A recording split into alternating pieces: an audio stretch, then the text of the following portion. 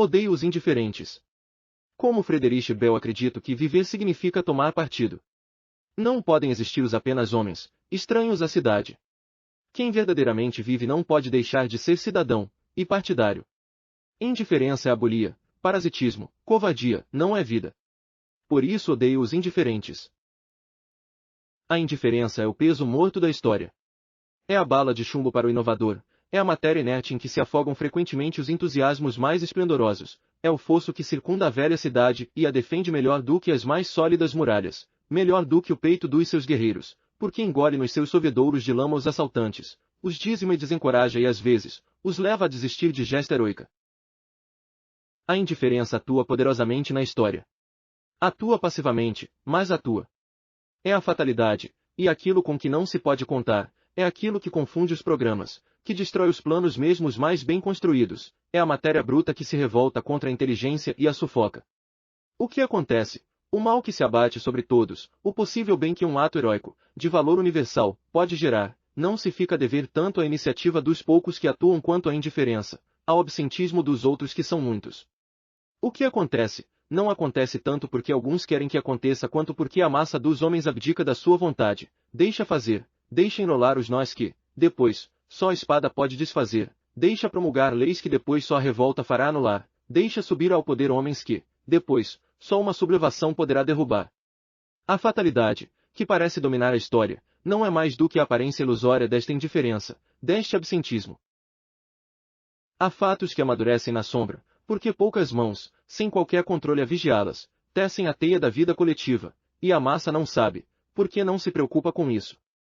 Os destinos de uma época são manipulados de acordo com visões limitadas e com fins imediatos, de acordo com ambições e paixões pessoais de pequenos grupos ativos, e a massa dos homens não se preocupa com isso. Mas os fatos que amadureceram vêm à superfície, o tecido feito na sombra chega ao seu fim, e então parece ser a fatalidade a arrastar tudo e todos. Parece que a história não é mais do que um gigantesco fenômeno natural, uma erupção, um terremoto, de que são todos vítimas, o que quis e o que não quis, quem sabia e quem não sabia, quem se mostrou ativo e quem foi indiferente.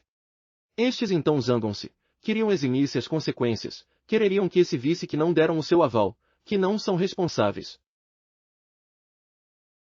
Alguns choramingam piedosamente, outros blasfemam obscenamente, mas nenhum ou poucos põem esta questão: se eu tivesse também cumprido o meu dever, se tivesse procurado fazer valer a minha vontade, o meu parecer, teria sucedido o que sucedeu.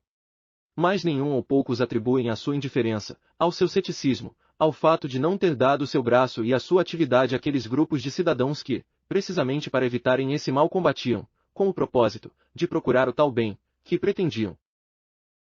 A maior parte deles, porém, perante fatos consumados prefere falar de insucessos ideais, de programas definitivamente desmoronados e de outras brincadeiras semelhantes. Recomeçam assim a falta de qualquer responsabilidade.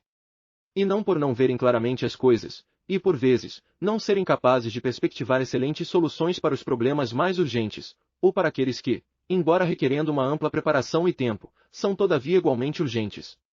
Mas essas soluções são belissimamente infecundas, mas esse contributo para a vida coletiva não é animado por qualquer luz moral, é produto da curiosidade intelectual, não do pungente sentido de uma responsabilidade histórica que quer que todos sejam ativos na vida, que não admite agnosticismos e indiferenças de nenhum gênero.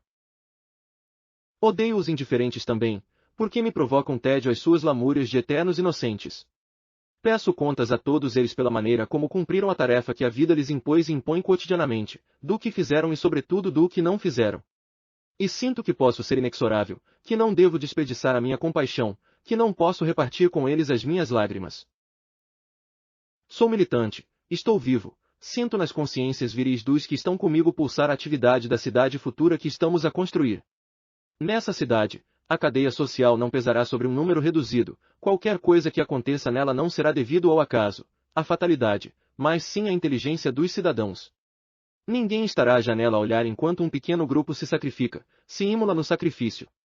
E não haverá quem esteja à janela emboscado, e que pretenda usufruir do pouco bem que a atividade de um pequeno grupo tenta realizar e afogue a sua desilusão vituperando o sacrificado, porque não conseguiu o seu intento. Vivo, sou militante. Por isso odeio quem não toma partido, odeio os indiferentes.